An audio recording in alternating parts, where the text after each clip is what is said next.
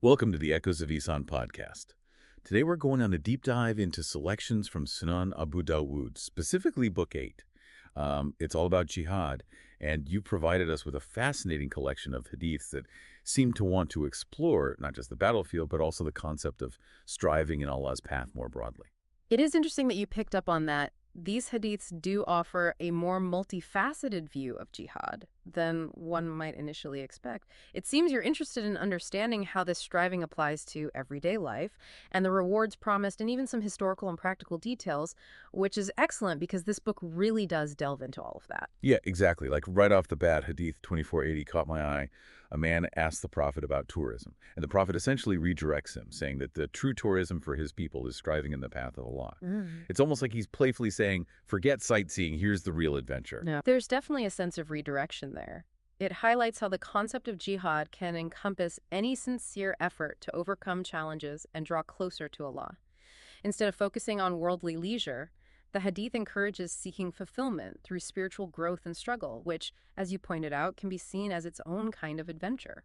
So it's not just about physical battles, but about pushing ourselves in all aspects of life, like seeking knowledge, resisting temptation, or even just fulfilling our daily responsibilities with the right intention. Precisely. And this idea is echoed in Hadith 2481, where returning home is compared to returning from an expedition. It suggests that even the act of navigating daily life and fulfilling our obligations can be a form of striving, a form of jihad if approached with the right mindset. It reframes the mundane as a spiritual exercise. That's such an interesting way to look at it. Yeah. It makes me reflect on those times I felt challenged by daily routines or responsibilities, and how maybe those were opportunities for a different kind of jihad, a personal striving for patience and resilience. And that perspective ties in beautifully with the emphasis on the rewards and recognition promised for those who strive in Allah's path, which we see quite a bit of in this book. Yes, Hadiths 2493 and 2494 paint a very vivid picture of the rewards awaiting those who die as martyrs, entering paradise, and having their good deeds continue until the day of resurrection. The language is so powerful. It really emphasizes the honor bestowed upon those who sacrifice their lives for their faith. And it's worth noting that Hadith 2493 doesn't limit martyrdom to dying in battle. It includes a wider range of situations where someone dies while striving for Allah's cause. For example, dying from an illness contracted while on such a path could also be considered martyrdom. It expands the concept beyond the battlefield. That's actually very comforting to think that even those who can't participate in physical jihad for whatever reason might still attain that status through sincere efforts and sacrifices in other areas of life. Right. The focus shifts to intention and the struggle itself. And this concept of reward is further emphasized in Hadith 2518, which talks about the vast difference in reward between those who strive and those who don't, even if they were once close companions. It highlights that our actions have real lasting consequences, and that even small efforts towards good can yield immense blessings in the afterlife. It definitely makes you stop and think about where you're putting your energy and focus, doesn't it? Yeah. Are you striving for something meaningful or just coasting along? Absolutely. Now, thinking about specific examples, Hadith 2482 tells a particularly moving story about a woman who loses her son in battle. She's told she'll receive double the martyr's reward because he was killed by people of the book. That hadith really struck me. Even in her grief, she maintains her composure and faith, and the Prophet acknowledges her strength with this incredible promise. It's a testament to her resilience and to the compassion and justice of Allah. It also provides a glimpse into the historical context of these teachings. The mention of people of the book suggests that the early Muslim community faced significant threats from other religious groups. In this context, striving in Allah's path often meant defending their faith and community. It makes you realize how much courage and resilience those early Muslims must have needed to establish and protect their community, especially in a time of so much conflict and uncertainty. Indeed. And it's important to keep that historical context in mind as we continue exploring these hadiths. It helps us understand the realities they were addressing and how those realities shape their teachings on jihad. So we've seen how the concept of jihad goes beyond physical warfare, encompassing personal striving and resilience, and how that striving is met with significant reward in the afterlife. But I'm noticing these hadiths also offer some very practical guidelines for warfare and leadership as well, right? You're absolutely right, and it's fascinating how those guidelines often intersect with principles of ethical conduct and discipline, something that might surprise people who haven't explored this book. For instance, I was surprised by the level of detail in hadiths, like 2536 and 2537, which provide instructions on the care of horses, even going so far as to specify the colors that are favored, like sorrel. It seems like such a specific detail amidst all these grand pronouncements about faith and striving. It might seem that way, but it's a reminder that compassion and ethical treatment extend to all aspects of life, even in the midst of conflict. Even the animals entrusted to their care were treated with respect and consideration. And then there are the warnings against plundering before the spoils of war are properly divided. And that very vivid story in Hadith 2699, where the Prophet overturns pots of prematurely cooked meat, emphasizing the importance of following proper procedures. That's a powerful image. It emphasizes the importance of discipline and adhering to established rules, even in the heat of victory. It demonstrates the Prophet's commitment to fairness and order, even when it might have been tempting to overlook a minor infraction. It really highlights his leadership style, doesn't it? Upholding those principles even in situations where others might have been more lenient. It's a reminder that leadership isn't just about issuing commands, but about embodying the values you want to see in others. Exactly. And this commitment to ethical conduct extends to the treatment of enemies as well, which is where things get particularly interesting and complex. Yes, because some of these hadiths present some very challenging ideas. For example, hadiths 2664 and 2665 offer a stark contrast, instructing to spare children, but to kill old men who are polytheists. These are definitely passages that require careful consideration.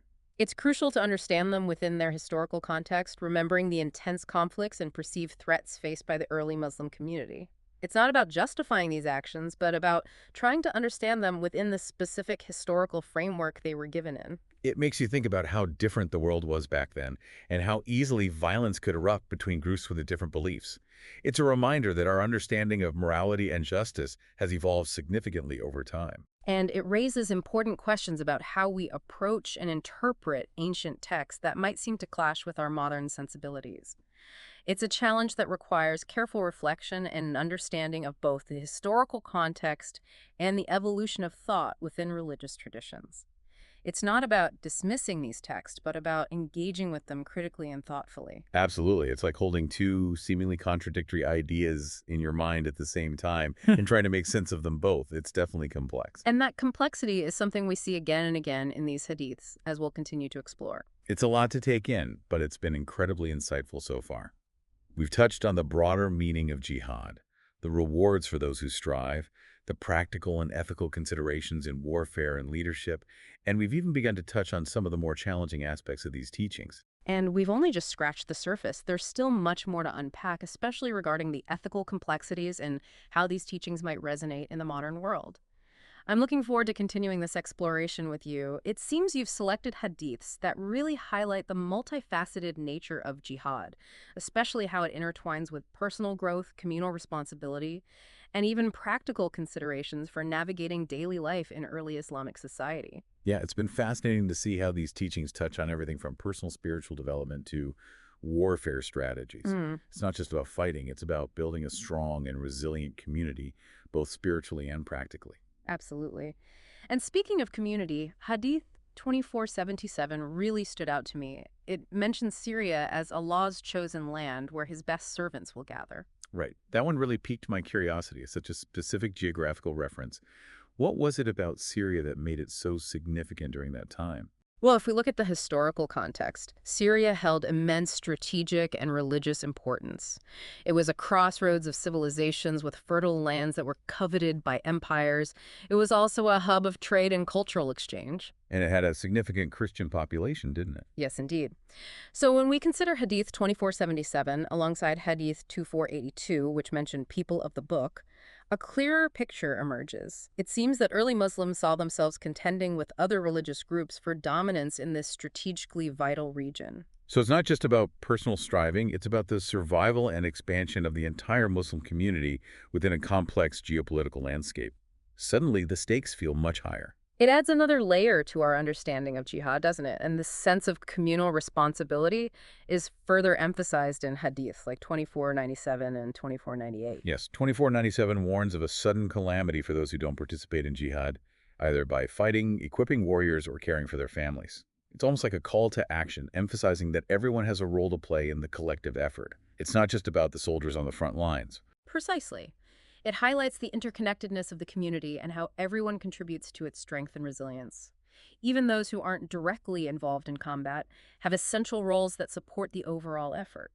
And then we have 2498, where the Prophet encourages using property, persons, and tongues in striving against polytheists. That's such a powerful image.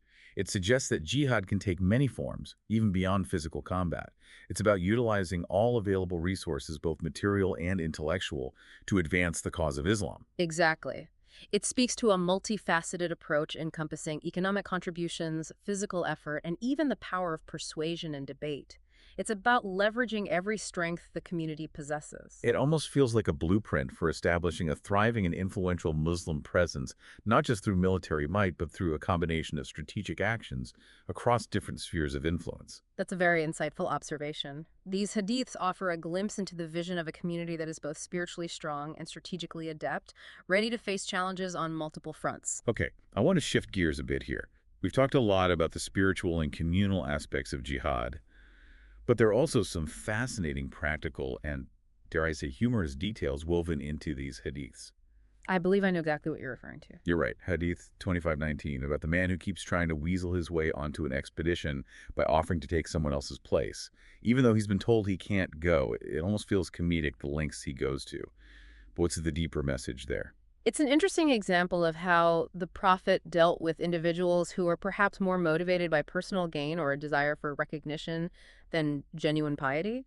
The Hadith describes the man as a hireling to the last drop of his blood, which isn't exactly a glowing endorsement. It definitely suggests that true striving should stem from a place of sincere devotion, not a thirst for worldly rewards or glory. It's about aligning your actions with your heart. Precisely. It's a reminder that intentions matter, and that even actions that seem outwardly pious can be tainted by less than noble motivations. The Prophet saw through those pretenses. Okay, here's another one that made me chuckle. Hadith 2559, where Ali suggests breeding donkeys and horses to create mules like the prophets. And the Prophet responds with, only those who don't know do that. It's such a human moment amidst all these teachings about weighty matters. It is, isn't it? It reminds us that even within these profound discussions of faith and warfare, there was still room for humor and lightheartedness. It humanizes the figures involved and makes them relatable. It also shows that the Prophet wasn't just a spiritual leader, but also a practical one, knowledgeable about things like animal husbandry, and not afraid to correct even his closest companions when they made a mistake. Right. And this attention to practical details extends to various aspects of warfare and travel, which we see throughout this book. Absolutely. We have hadiths about caring for horses, 2536 and 2537, ensuring they're tied up securely, 2547, and even avoiding camels that eat dung, 2551 and 2552. It's a level of detail that really brings these historical accounts to life and shows the practicality interwoven with the spiritual aspects. And don't forget the fascinating hadith about avoiding bells while traveling because angels won't accompany a company that uses them. 2548. It's a glimpse into the beliefs about the unseen world and the importance of maintaining spiritual purity, even in the midst of a journey. These details are like little windows into the daily lives of early Muslims. They reveal this fascinating blend of pragmatism, piety, and even a bit of superstition, which makes them all the more intriguing. They paint a richer picture of a community that was deeply engaged with both the spiritual and the material aspects of their existence, finding meaning and guidance in both. So far, we've delved into the spiritual, communal, and practical dimensions of jihad, as depicted in these hadiths. But I'm sensing there's still more to uncover, right? Oh, absolutely. We've only just begun to explore the ethical considerations and complexities that arise when faith intersects with conflict, and the questions these hadiths raise for us today. Well, then let's dive in. I'm ready to see what other insights await us in this fascinating collection of teachings. As we delve deeper into these hadiths, it becomes increasingly clear that they challenge us to think critically about the application of religious teachings in different historical contexts and how our own understanding of ethics has evolved over time. It's like we're looking through a window into a very specific time and place with its own set of challenges and values, trying to understand how those values inform the actions and beliefs of those who lived then. And that's a crucial point. Navigating these complexities requires a nuanced approach. We must be willing to engage with difficult questions and consider the historical framework within which these teachings were given, without necessarily condoning or justifying actions that might seem morally problematic to us today. That brings to mind hadiths 2664 and 2665, which instruct to kill old men who are polytheists while sparing their children. It's hard to reconcile those commands with our modern sensibilities. It certainly is. These are passages that can be very jarring to read. It's crucial to remember that these teachings emerged in a context of ongoing conflict, where the early Muslim community often perceived threats from those who held different beliefs. It paints a picture of a world very different from our own, where violence could erupt quickly and survival often depended on strength and unity. It's not about condoning those actions, but about trying to grasp the historical realities that shaped them. Exactly, and it underscores the importance of engaging with these texts through a lens of critical analysis, acknowledging the historical context while also recognizing how our understanding of morality and justice has evolved over time. We can hold these seemingly contradictory ideas in our minds, the historical reality, alongside our own moral framework and strive to understand both. It's a reminder that interpreting ancient texts isn't always straightforward.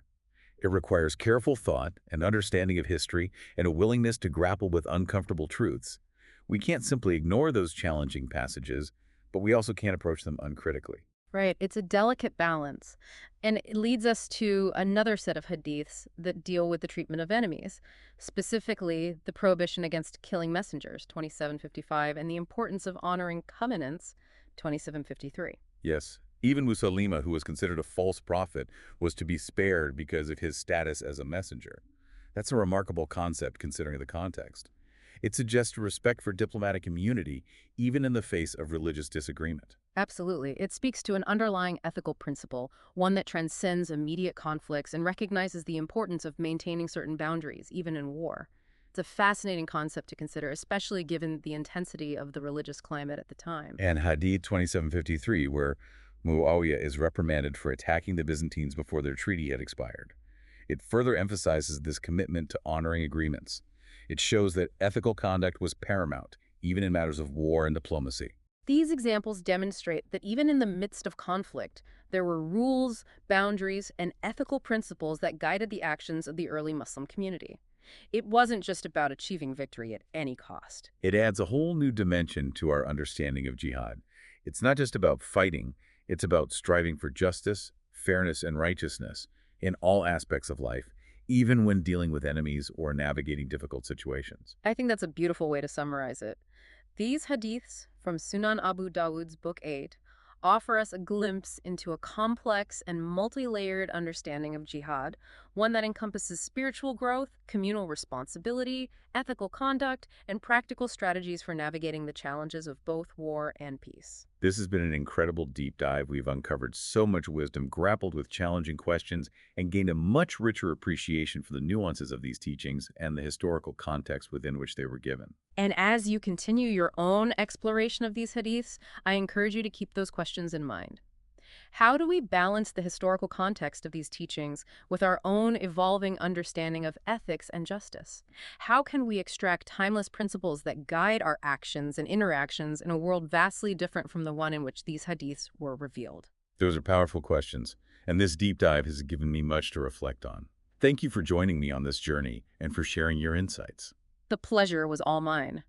May your continued exploration of knowledge be a source of growth and understanding before.